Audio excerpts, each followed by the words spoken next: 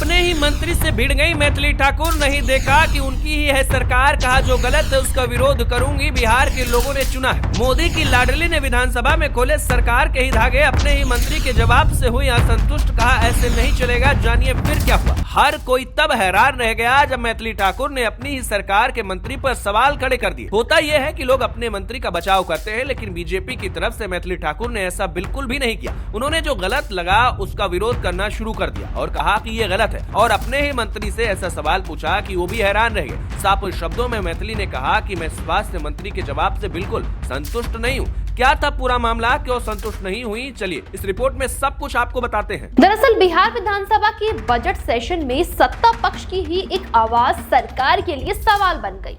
आमतौर पर विपक्ष सरकार को घेरता है, लेकिन इस बार तस्वीरें उल्टी थी।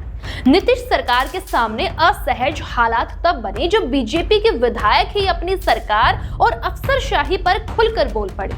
एक तरफ पूर्व मंत्री जीवेश मिश्रा का तीखा हमला था, तो वहीं दूसरी तरफ बिहार की बेटी और सबसे युवा विधायक मैथिली ठाकुर की बेबाकी थी, जिसने पूरे सदन का ध्यान खींच लिया। दोस्तों, ये सिर्फ सवाल पूछने का मामला नहीं था, बल्कि ये दिखाता था कि जमीन की सच्चाई कितनी अलग है और जनता का दर्द किस तरह सदन तक पहुंच रहा है। सबसे पहले बात जाले सीट से भाजपा विधायक और पूर्व मंत्री जीवेश कुमार मिश्रा के करते हैं। उन्होंने गृह विभाग की कार्यशैली पर सीधा वार किया। सिंदवाड़ा थाना भवन के निर्माण में हो रही देरी को लेकर उन्होंने अफसरशाही पर लारा लप्पा करने का आरोप लगाया। उनका कहना था कि सालों से फाइलें दौड़ रही थी, लेकिन जमीन पर एक ईंट तक नहीं लगी। ये बयान सत्ता पक्ष के लिए असहज था, क्योंकि आरोप विपक्ष नहीं बल्कि सरकार के अपने विधायक लगा रहे थे। मामले की गंभीरता को देखते हुए डिप्टी सीएम और गृह मंत्री सम्राट चौधरी को तुरंत हस्तक्षेप करना पड़ा और त्वरित इन्वेस्टिगेशन का भरोसा देना पड़ा। इससे साफ हो गया कि सवाल हल्के नहीं थे। लेकिन असली चर्चा तब शुरू हुई जब अलीनगर से भाजपा विधायक और लोक गायिका मैथिली ठाकुर खड़ी हुई। कम उम्र लेकिन तेवर पूरे आत्मविश्वास से भरे थे।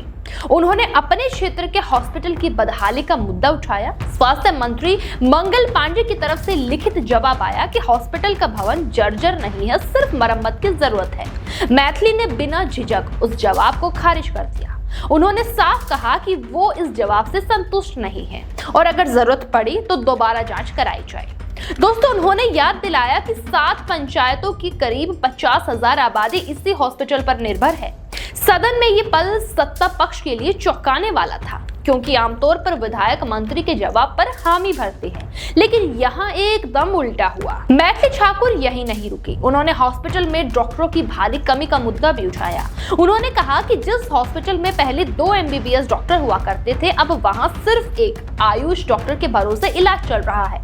उन्होंने स्वास्थ्य मंत्री की कार्यशैली की तारीफ भी की, लेकिन साथ ही साथ ये भी कहा कि कागजों और जमीन की हकीकत में बहुत बड़ा फर्क है। ये बात सीधे आम लोगों के दिल को छू गई, क्योंकि गांव कस्बों में स्वास्थ्य सेवाओं की बदहाली कोई नई कहानी तो है नहीं। मैथिली की ये बेबाकी बताती है कि वो सिर्फ नाम या पहचान के भरोसे नहीं, बल्कि जिम्मेदारी के एहसास के साथ राजनीति कर रही है। इस पूरे घटनाक्रम ने बिहार की राजनीति में एक अलग संदेश दिया। सत्ता पक्ष के विधायक अगर अपनी ही सरकार से सवाल पूछ रहे हैं, तो इसका मतलब ये है कि जनता का दबाव अब भीतर तक महसूस हो रहा है। मैथिली ठाकुर का ये रुख सिर्फ एक हॉस्पिटल या एक जवाब तक सीमित नहीं है, बल्कि ये उस नई राजनीति का संकेत है जहां विधायक ये मानने को तैयार नहीं कि चुप रहना ही पार्टी की निष्ठा है। वहीं नीतीश मिश्रा के तेवर ये दिखाते हैं कि अफसरशाही पर लगाम लगने की मांग अब सरकार के भीतर से उठ रही है। दोस्तों, बजट सेशन में उठे ये सवाल सरकार के लिए चेतावनी भी है और मौका भी है कि वो जमीन पर सुधार दिखाएं। बिहार विधानसभा का ये दिन सिर्फ बहस का नहीं बल्कि भरोसे का इम्तिहान था। जनता ने जिन चेहरों को चुना वे अब सिर्फ ताली बजाने नहीं बल्कि सवाल पूछने के लिए भी खड़े हो रहे हैं।